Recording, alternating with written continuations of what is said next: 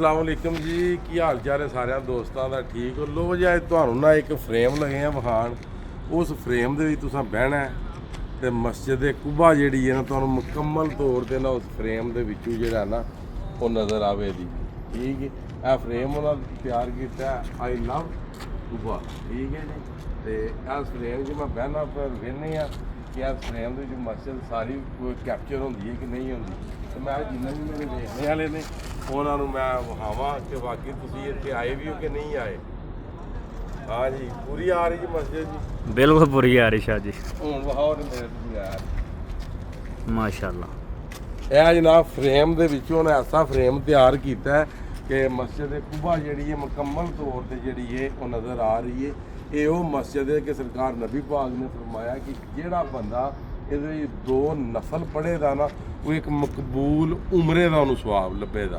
ठीक है, दूसरे जोड़े तुम उमरे करते हो तो पता नहीं कि तुहाडे कबूल होने ने कि नहीं होने।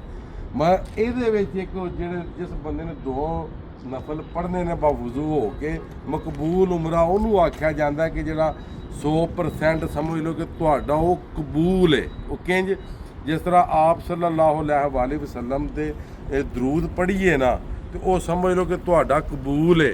इंज ये दो नफल पढ़ने ने तो एक मकबूल उमरे का जोड़ा सवाब है वो तुहाडा माला इनाम दे लिख दिता जाना। ये साडे सरकार दीयां गल्लां ने ते बाकी अल्लाह ताला सारिਆਂ ਨੂੰ सरकार नबी पाक की सुन्नत ते उन्हां दी जिंदगी ते अमल करने तौफीक ता फरमाए। ते असी कोई आलम वड्डे कोई नहीं, बस एवें छोटियां छोटियां गल्लां सरकार दी याद करने वास्ते आए हैं धक्के टुड्डे खा के। ते अल्लाह ताला जिन्नियां कि सानूं गल्लां लभदियां ने ਉਹ ਸਮੇਟ ਕੇ ਆਪਣੇ ਪੱਲੜੇ 'ਚ ਪਾ ਕੇ ਤੇ ਅਸੀਂ ਲੈ ਜਾਈਏ ਤੇ ਉਹਨਾਂ ਗੱਲਾਂ ਤੇ ਅਸੀਂ ਵੀ ਅਮਲ ਕਰੀਏ। ਤੇ ਬਾਕੀ ਅੱਲਾ ਹਾਫਿਜ਼ ਫੀ ਮਾਨ ਅੱਲਾ ਜੀ। ਮਾਸ਼ਾਅੱਲਾ ਮਾਸ਼ਾਅੱਲਾ ਜੀ, ਮਸਜਿਦ ਕੁਬਾ ਜੀ।